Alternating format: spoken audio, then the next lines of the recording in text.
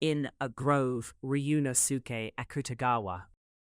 The Confession of the Thief, Tajomaru. I am the one who killed that man, but I did not kill the woman. Where did she go then? I do not know that myself.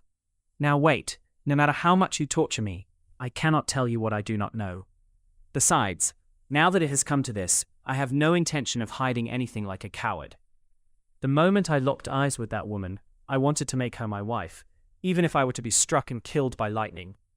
I wanted her to be my wife. That was the only thing on my mind. This is not some base lust, as you might think. The instant I stared at her face in the dim grove, I made up my mind not to leave without killing the man.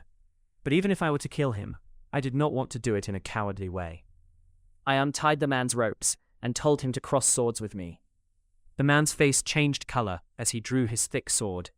Without a word, he sprang at me furiously. I need not tell you how that sword fight ended. My sword pierced his chest on the 23rd stroke.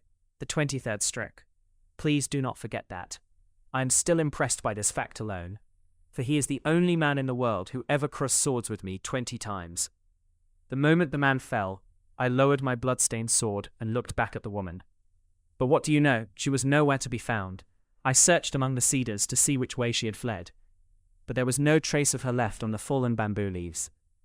Since my head will be hung from the branches of the tree anyway, please give me the maximum penalty.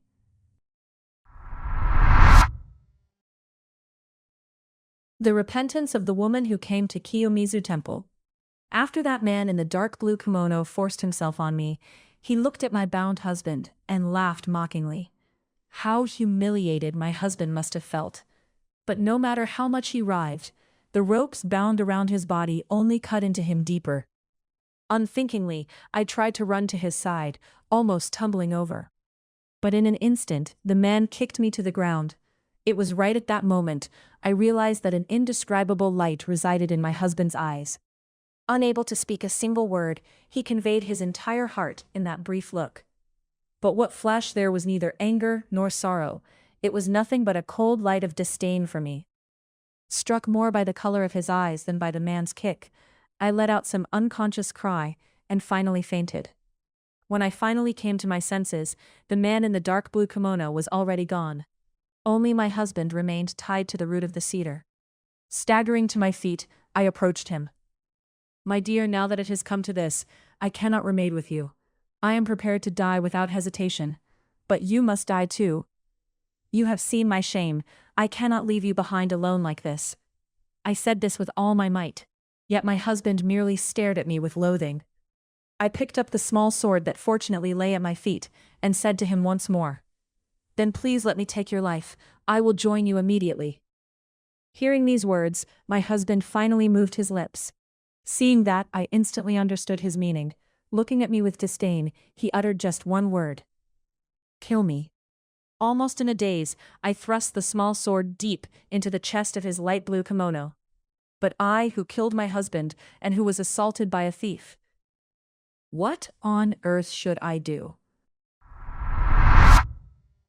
The Tale of the Dead Spirit, told through a medium.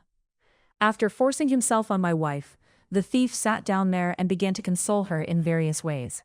I, of course, could not speak. My body was tied to the root of the cedar, but the thief skillfully carried on the conversation. Now that your body has been defiled, you will not be able to get along with your husband. Rather than stay with such a husband, wouldn't you want to become my wife? Hearing the thief's words, my wife lifted her face as if in a trance. Never had I seen my wife look as beautiful as she did then. But what did this beautiful wife answer the thief, right in front of me, her bound husband? She clearly said, "Then take me anywhere with you." Her sin did not end there.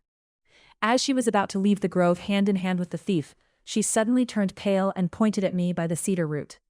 "Please kill him. As long as he is alive, I cannot be with you." Like a madwoman, she screamed this over and over. "Please kill him."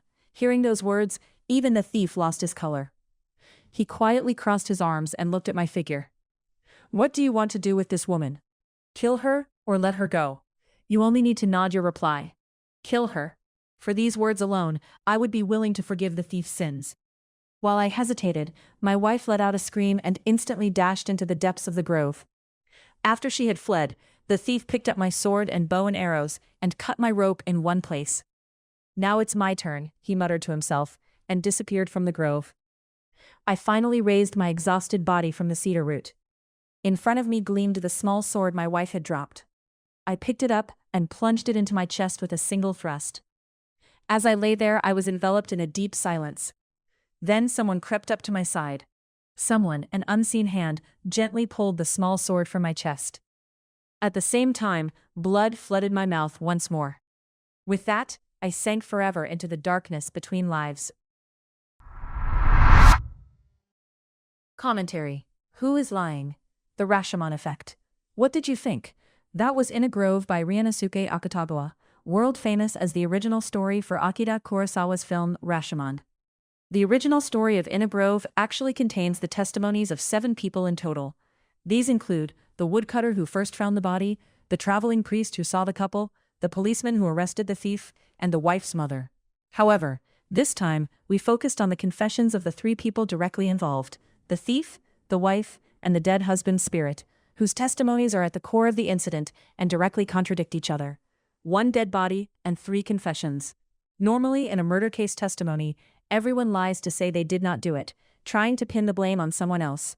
But the extraordinary thing about this story is that all 3 of them claim, "I am the one who killed him." The thief claims he won a fair sword fight with a samurai. The wife claims she stabbed him herself because she could not bear his look of disdain. The husband claims he was betrayed by his wife and stabbed himself in despair.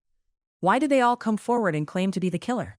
Hidden there is the terrifying vanity and ego of human beings. If you listen carefully to their testimonies, you can see through to what each of them wanted to protect. First is the thief Tajomaru. He rewrote his memory out of vanity for his own strength, insisting that he did not kill a defenseless tied-up man in a cowardly way, but rather fought a samurai fair and square, and won. Next is the wife. She hides the fact that she might have been moved by the thief.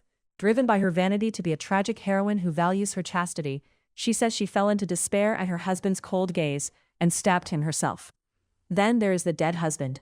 He hides the humiliating fact that he was betrayed by his wife and pathetically killed by a thief.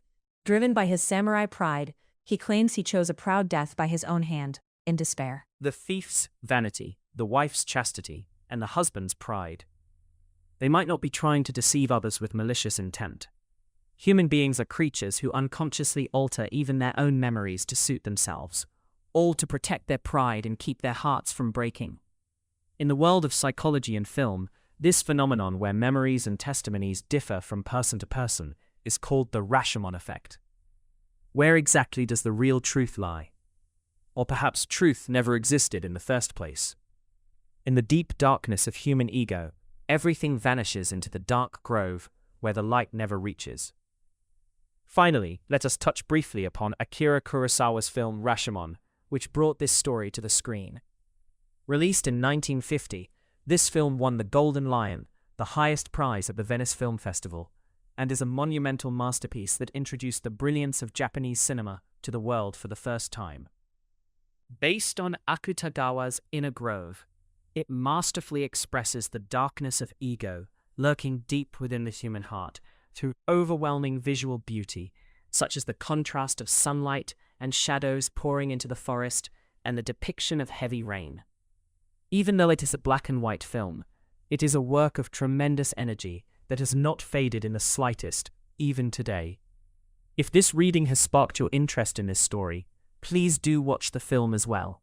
The sharp question of what is the truth is sure to pierce your heart even more deeply. Out of these 3, whose words do you believe? Please let me know your thoughts in the comment section.